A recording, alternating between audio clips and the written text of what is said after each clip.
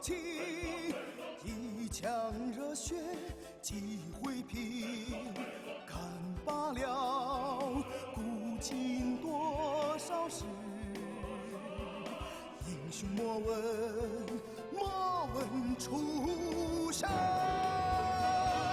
莫问出身，顶天立地男子汉，花开花落俏佳人，说尽了悲欢多少情，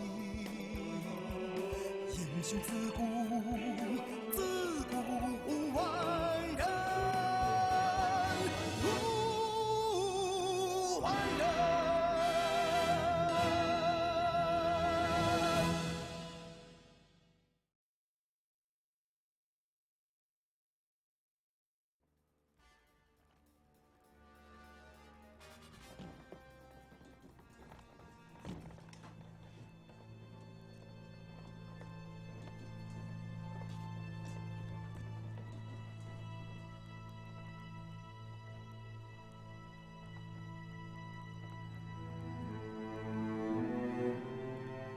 大帅让我在这儿恭候大人。他人呢？大帅托我给您留句话。什么话？首战即决战，一战定乾坤。大帅还留了样东西给您。什么东西？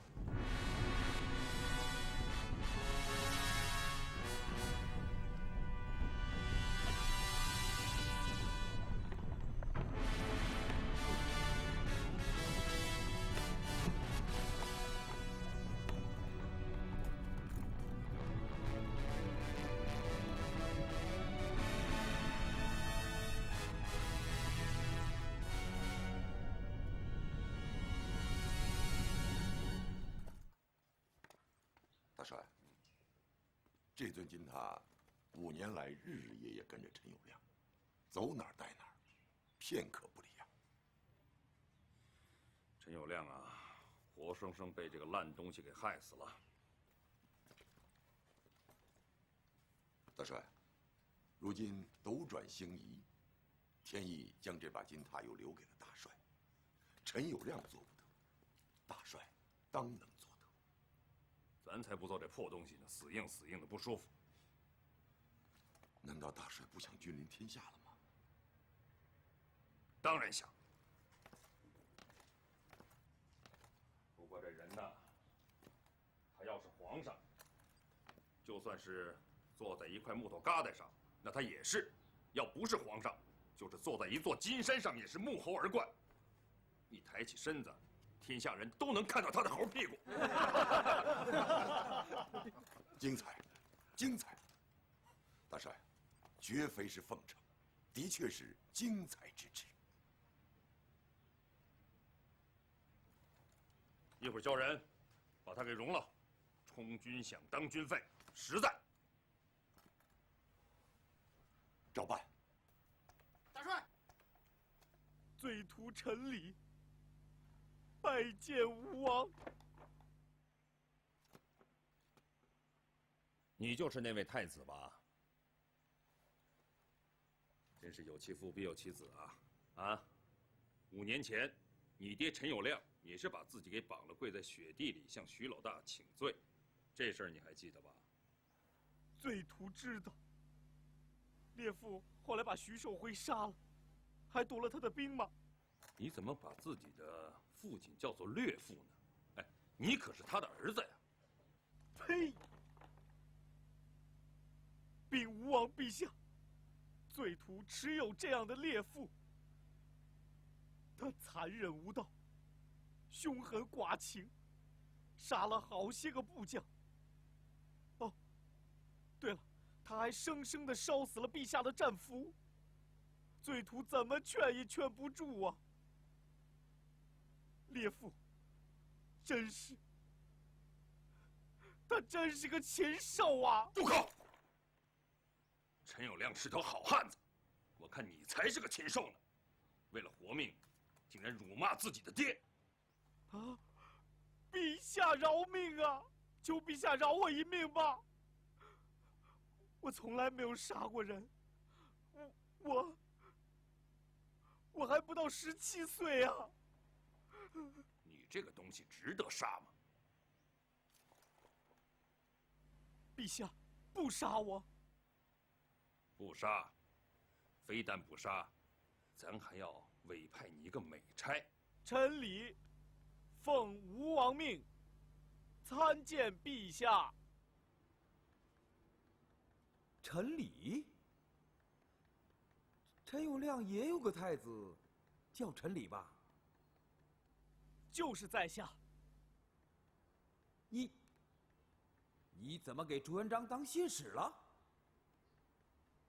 禀陛下，当信使总比当鬼魂好。那你父亲陈友谅呢？死了。那60万大军呢？都在。在哪儿？在吴王驾下。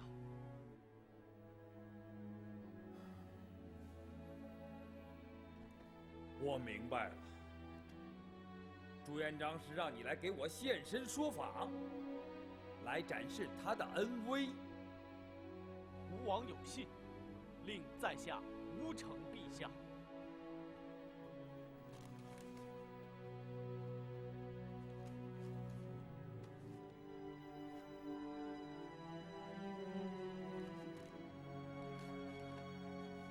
世成兄弟，陈友谅已经魂归太虚了，这半壁江山尽在咱掌控之下。你要么就率部归降，要么就做第2个陈友谅。但余弟认为啊，第2个陈友谅远不如第1个。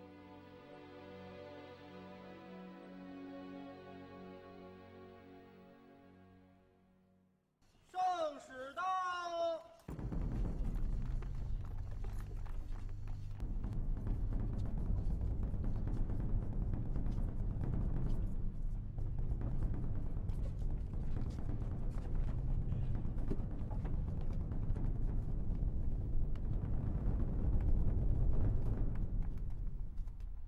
中书省左丞相兼兵部尚书、武营殿大学士、征南大元帅托托铁木儿拜见圣使。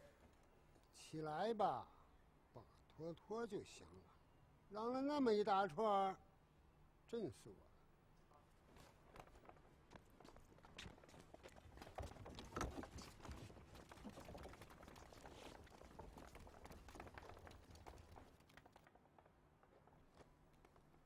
留这儿吧，多多啊，剿贼剿的怎么样了？属下已经布置了3路大军，一路直指中原，钳制陈友谅的贪污；2路渡江南下，剿灭朱元璋。之后再转向东南，横扫张士诚。还缺什么不？属下急缺粮饷。恩公啊，您来可是太好了，烦您跟皇上说说，赶紧批给我500万两银子，300万粮草，只要粮饷一到，我即可发兵。都督啊，皇上叫我跟你捎话来了，叫你火速征集。我瞧瞧。征集百年巨木、泰山石材、江南瓷器、绸缎、绣女，呈上大都。恩公啊，到底怎么回事？皇上大位未定，朝廷实际上还是太后在主政。明年就是太后70的万寿了，皇上要大造楼阁亭台，为太后贺寿。都什么时候了，还君不君国不国的？就算皇上糊涂，王公大臣不知危亡吗？他们为何不见？你以为就你知道危亡？那糊涂！实话告诉你，那些王公大臣比你更知危亡，他们看得清清楚楚。大元已经不行了，他们早把家眷、财产移到上都去了。完了！主昏陈英，荒淫无道。脱脱帖木儿，这位元末最为忠诚干练的宰相，不久后就死于朝廷内争当中。至此，元朝实际上已经崩溃。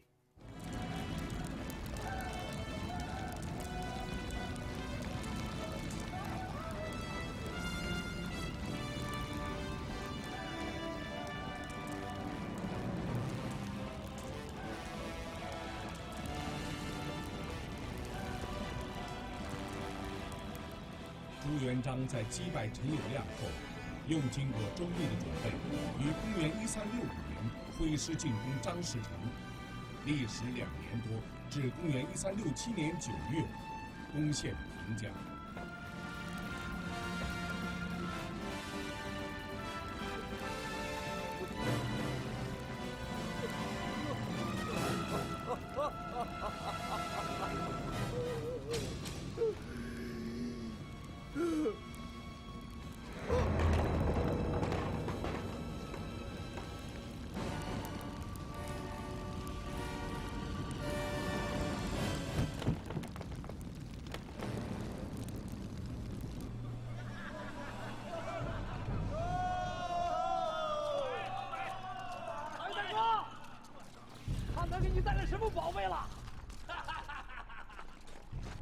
我女婿的战事未完，就开始搜刮起金银珠宝来了。哎，这可是稀世之宝啊！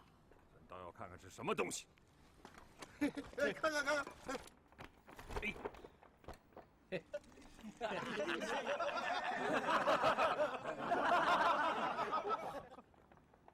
哟，这还活着呢。哎，这就好。哎，世成兄啊，咱早想找个机会跟你好好聊聊了。咱一直想问你一个事儿啊，咱跟陈友谅，决战鄱阳湖的时候，你为何不攻我呀？如果那时候你发兵金陵的话，攻我后院，那咱是必败无疑呀。你跟陈友谅呢，一个是拥兵最多，一个是粮饷最富，你们俩都比咱强啊。2年前咱一直犹豫啊，先攻你俩哪一个？如果先攻你呢，那陈友谅肯定会攻取咱的金陵。为何呀？因为他智比天高，骄悍无比。如果咱要先攻陈友谅呢，你就未必攻取金陵了。为何呀？因为你志气小，安于守城。好，你先别着急，听咱把话讲完。啊，咱听说，你每天都是高朋满座，和那些老儒们吟诗作赋、饮酒作乐，对吧？哎，还有你那个采莲舟，啊，全都用金丝檀木打造而成的，哎，比员工的都奢侈啊。咱听说这些呀，咱呐就对你放心了。这个时候了，还有什么可说的？你是吴王，我也是吴王，只是太阳照而不照我呀。世成啊，咱可给过你机会啊，你不肯降啊。再说了，您现在国破家亡的，作为一个君主，好像你应该殉国呀，啊？你怎么活过来了呢？这多没面子啊！就是，如果那时候你要自杀了，咱肯定给你修一座大大的陵墓。我自尽了，脚手被火烧断了，我掉下来了。好，咱呐，给你根结实的绳子，来呀，取弓箭来，去弓箭来。谢谢。当天，一代枭雄吴王张士诚死于朱元璋赏赐的一根弓弦上。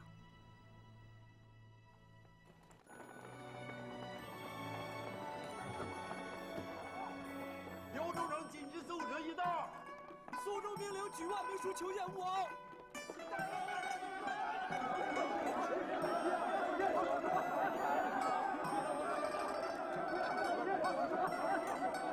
赶紧中书署领领司，快点！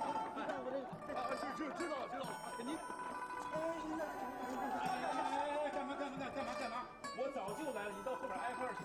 我这是换级。换级算啥？我这10万火急。哎，老兄，我这是李相国的橙子。我这刘中堂的紧急文书，到后边转款。10万火急，吵什么？都带进来吧。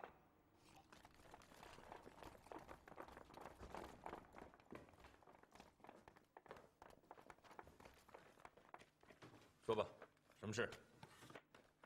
李相国宋呈上九府县令官使任免令，立等吴王批复。禀吴王，这是忠诚大人申请办学的奏折。另外，这是忠诚大人拟罢北伐檄文，请吴王阅。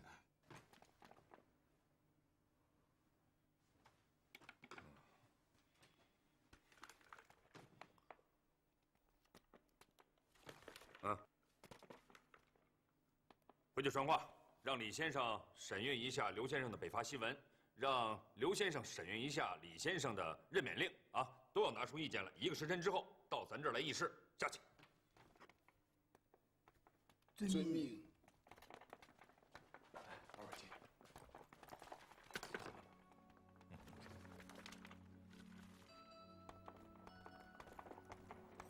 二虎啊，外面热闹吧？大王，末将把喉咙都快喊破了，这裴笑莲把这腮帮子都快笑掉了。哎呦，这鄱阳湖决战那会儿，末将也没这么溜过。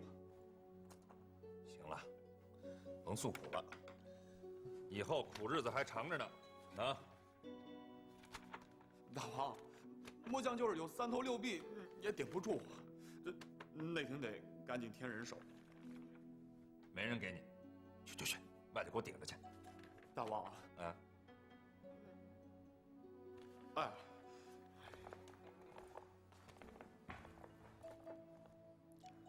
自古帝王临御天下，中华居内以至四海，漫漫3000年矣。原以北狄入主中原，致使纲常废坏，礼仪沦丧，君臣泄乱，兄弟相震。曾生如楚水火，世子痛断肝肠。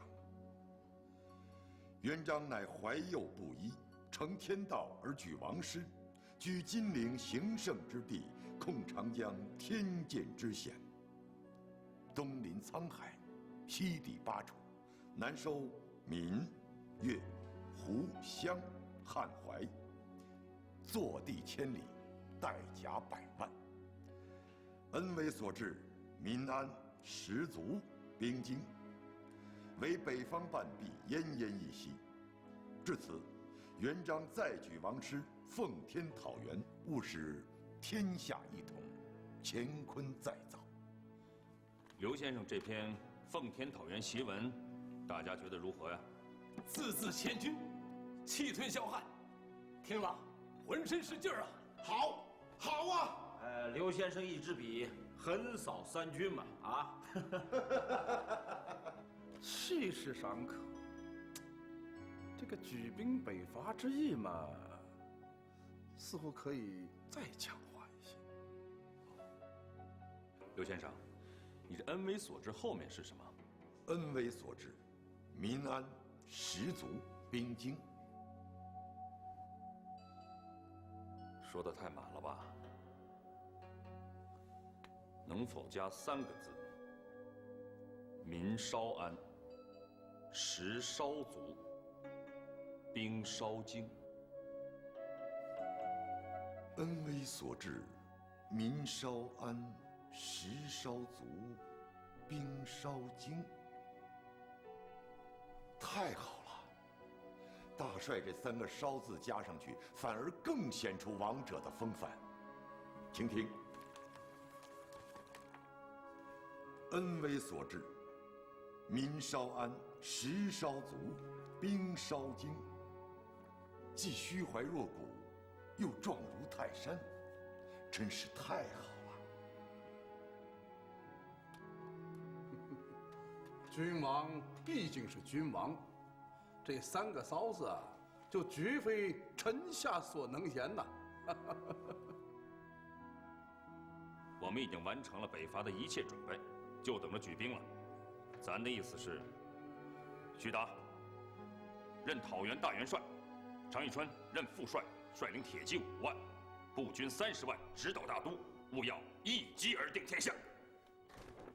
遵命。3弟4弟，此次北伐，你们不光统领着铁骑，还要给我带上6大铁律。严禁劫取民财，严禁淫人妻女，严禁擅入书院宗祠，严禁损坏皇陵祖庙，严禁滥杀俘虏。不管他是胡是汉，严禁擅征民夫。这6大铁律，如有谁敢犯，立斩无赦。太严厉了吧？打了这么多年仗，还没这么严厉过呢。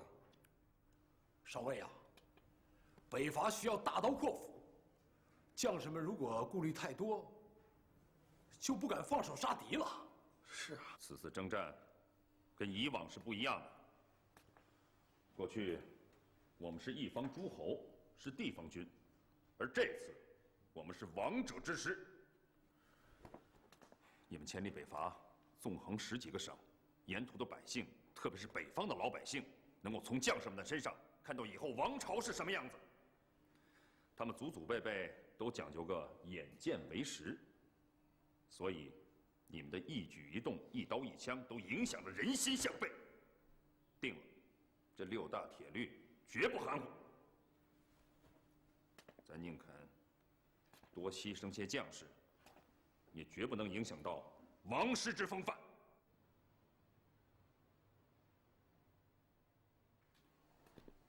先生有话别闷着，说。徐帅、常帅，请容在下直言。其实袁廷早该亡了。他们之所以苟延至今，一个重要的原因就是南北枭雄们争斗不止，称王称霸。这样不但使早该灭亡的袁廷屡败而不死，虽死而不僵，还把我们义军的名声给搞脏了，搞坏了。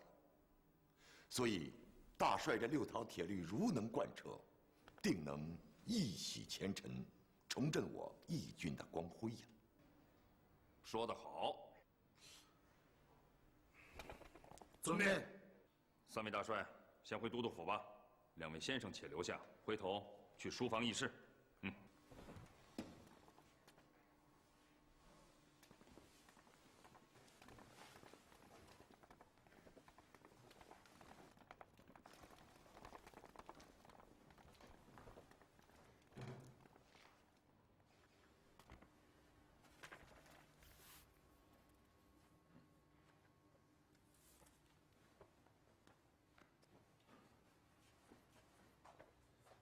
你说，你想要啥？啊？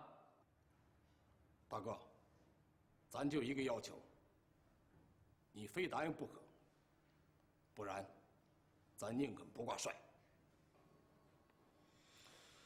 好，你说吧。你先答应下来。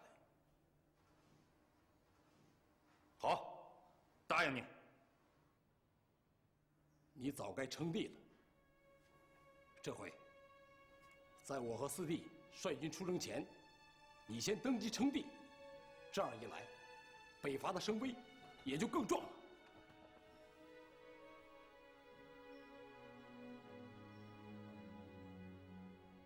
称帝。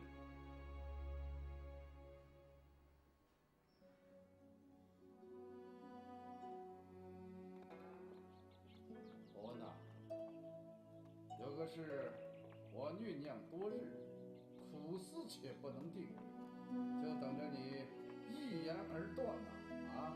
哎呀，单长兄这话把我压死了。据我所知，这几个月明里暗里已有多人向上尉劝进，劝他早日建国开元称帝。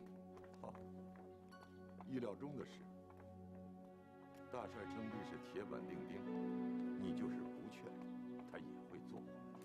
可我犹豫的是，我该不该向大帅劝进？应该，完全应该。真的应该？当然是真的。何况，在下还听到了一些极不严肃的传言，说什么……哦，对了，说李相国已经把龙袍和皇冠都替大帅早早的准备好了。怎么，单长兄没听说？为大帅准备登基用务，那是我职责所在。至于我该不该向大帅劝进，这是另一回事。对，在下觉着两回事都应该，完全应该。真的？真真切切。既然如此，劝进就不能轻率了。我想，还是让百官们共同向大帅劝进。百官劝进。对呀，有李相国统领百官向陛下劝进，这才上合天道，下合古礼啊！哎呀，你瞧我愚成什么样子了，竟然把宰相领衔、百官劝进的古规矩都给忘了。单长虽然年长几岁，却并不是宰相，还是请伯温兄领衔吧。单长兄乃王府大公事，首辅大臣，相尊相护，领衔劝进之尊位，非单长兄不可。伯温只能静随其后。真的？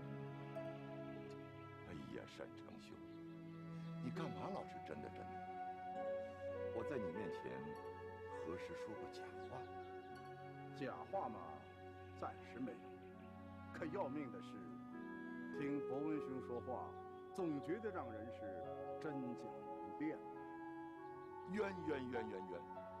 单长兄这话既把我压死了，也把我给冤死了。能让阁下喊冤，那真是令人愉快。伯温呐，在。我们得有点心理准备。大哥，多年来，你对称帝这事儿总是一推再推。以前嘛，咱理解，你是怕树大招风，被天下义军侧目。但是现在，你不能再推了，因为只要发兵北伐，元廷是必败无疑。而天下又不可一日无君，是不是？再一个，弟兄们心急火燎的，都盼着开国呢。弟兄们之所以心急火燎的憋不住，都想争当开国元勋、王公宰相。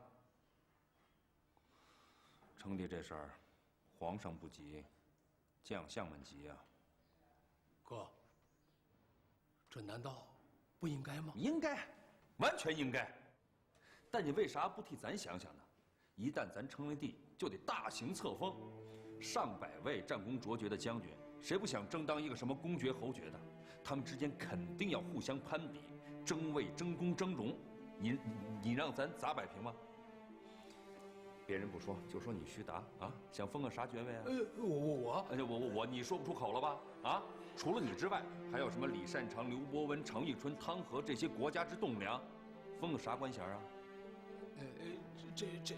这事儿别问我，咱们不沾这是非。啊，你也知道这里头不光是满堂欢喜，也有是是非非。开元称帝这事儿，迟一些吧，迟一些好，迟一些妥当。走吧你！这什么乱？哎，哥，咱还有件事儿。你可说的就一件事儿？咱又想起一件来吗？说吧。哥，你当上皇上，别人封啥咱不管，但你得让嫂子当皇后，做正宫娘娘。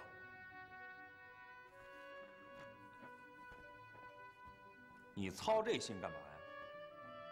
咱知道，王府后宫有好几个女人，她们都比嫂子年轻漂亮。你一旦当了皇上，这妃那妃，只怕会更多。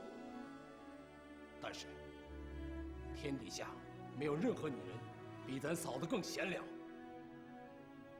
你做了皇上，绝不能亏待嫂子。我告诉你，咱是太阳，你嫂子是月亮，日月行天，亘古不变。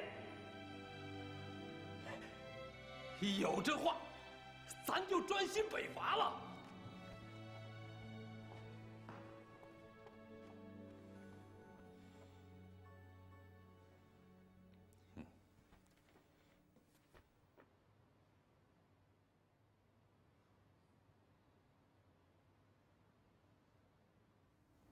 伯温呐，你估计尚未与我们商议合适啊？在下还是不估计的好。一，国号；二，国都；三，继位诏书。不愧为相国呀，掌上有乾坤呐。国号取何名？二位有何定论呢？关于国号，在下与伯温所见完全一致。新王朝的国号为大明，其意，一者称明教极大，小明王为宗；二者，明乃日月二字相合，成天道而定乾坤；三者，大明之大，天下无双，大明之名，万古不灭。其次，大明二字点出大阿弥陀经，佛言其光明所照，扬无属天下，幽冥之处，皆常大明。大明，这名字起得好，叫起来朗朗上口，听起来掷地有声，想一想滋味无穷。好，国都呢？你们二位有何斟酌？在下仍主张定都应天府，理由是金陵城依中山临长江，虎踞龙盘，天下兴盛。立为国都，定然国运永恒。此外，江南数省皆为鱼米之乡，定都于金陵，便于统一全国经济。其三，上位的文臣武将多为淮西子弟，他们都希望定都于应天。文武之心，不可不虑。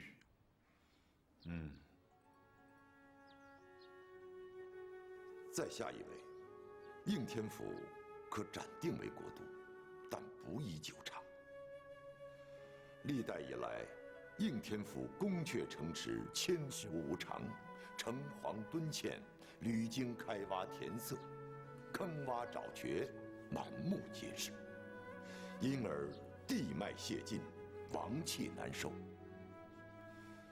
六朝以来，凡定都于此者，西王朝均偏安一隅，继而湮灭消亡。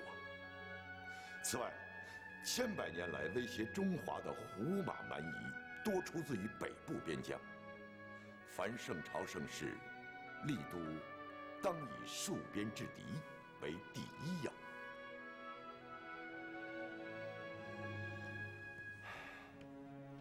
咱是这么觉得的。应天暂时定为国都，等天下平定以后，再从汴梁和大都两城之中择一成为新都，而应天降为陪都，实行南北两京制。妥当。此事就咱仨人心里有数，万不可泄。遵命。啊，这个呢，就是宋濂给咱起草的登基诏书，咱看了之后啊，都快认不得自个儿了。它上面写道：朱元璋乃是蛰伏千年的真龙天子，咱娘呢孕中便见得霞光满天，咱在诞生的那一刻更是天降红泥，还有青鸟白虎相护。咱娘携子在大河之中洗浴之时，上游飘下来五色的彩带，取之裹身，整个大河立刻变得红光灿烂。哎呀，咱这朱重八呀，在宋先生的生花妙笔之间，已然不是人了，是个神。上尉啊，在下以为宋先生所言无甚不妥。天子嘛，就是人间的神明。即使大帅自己以为不是，也要让百姓们以为是。如没有神灵供百姓们叩拜，那也不成人间了。您二位觉得妥当？可咱并不喜欢，咱觉得这东西太像戏文，虚得很。此诏书就该直言，咱是至贫出身，家无片瓦，身无完衣。咱爹娘死的时候，连一口米汤都喝不上。咱哥是脱下自己的衣裳给咱娘裹的脚，两尾芦席给咱爹娘下的葬。上尉啊，这些痛苦军迫之事，说出来，怕会玷污天子龙威啊。但是，天下百姓听到了此事，会不会觉得亲切无比呢？他们会知道，朱元璋此人原来是一个从土坷垃里拱出来的泥腿子皇上，此人了不起，实在是太了不起了。如此一来，百姓们就会觉得咱更亲切、更敬信，甚至更畏惧。出身贫寒却取得了天下，此事非但不丑，咱觉得最为荣光。大帅所言，真是超凡脱俗、出神入化呀！古今皇帝的登基诏书，概无出其右。好啊，既然如此，就劳烦先生为咱再撰写一份吧。博文有幸撰写这样的登基诏书，只怕也会是名传千古啊。哦，对了，新朝的立法典章制定如何了？从3月以来，吕长就领着一群饱学硕儒，在太史院忙得兴致高昂。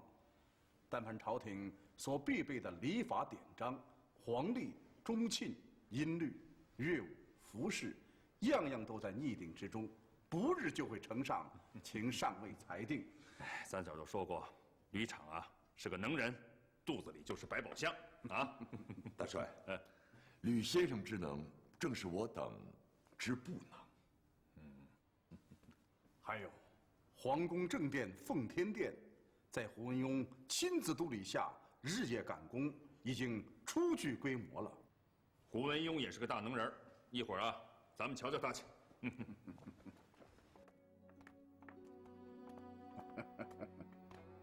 恭喜伯文兄大获胜宠啊！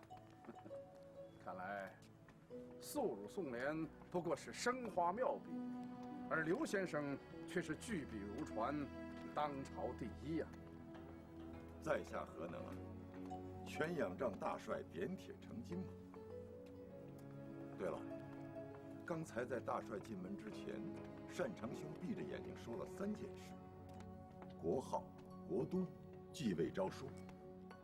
大帅一进门，还真就商量了这3件事，好像是听见了单长兄的吩咐。哎，令人惭愧啊！单长兄闭着眼睛说出的话，伯文睁眼都说不出。伯文兄啊，你不光笔是当朝第一，你这张嘴啊，也是当朝无二，雕绝。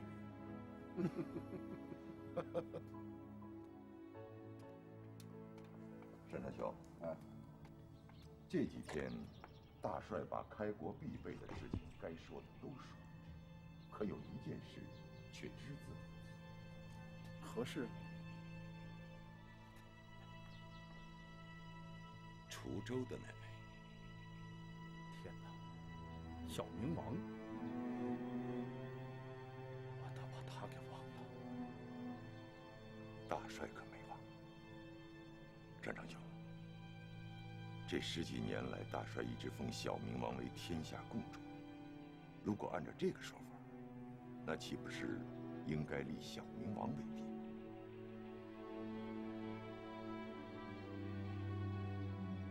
是啊，一旦开国称帝了，小明王如何处置？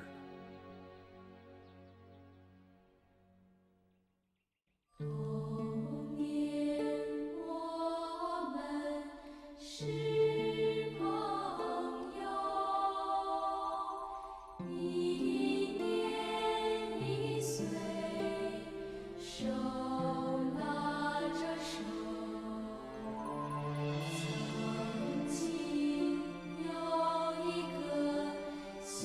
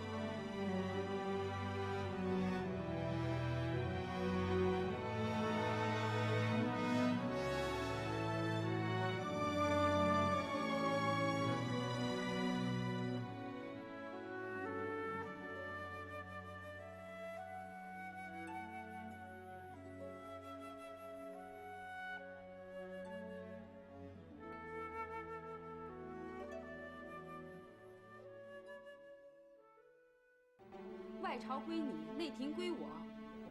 你想过没有？大帅一旦做了皇上，小明王如何处置？难道要二主并立吗？你说这些话，究竟是你自个儿的主意，还是上尉的旨意？你个王八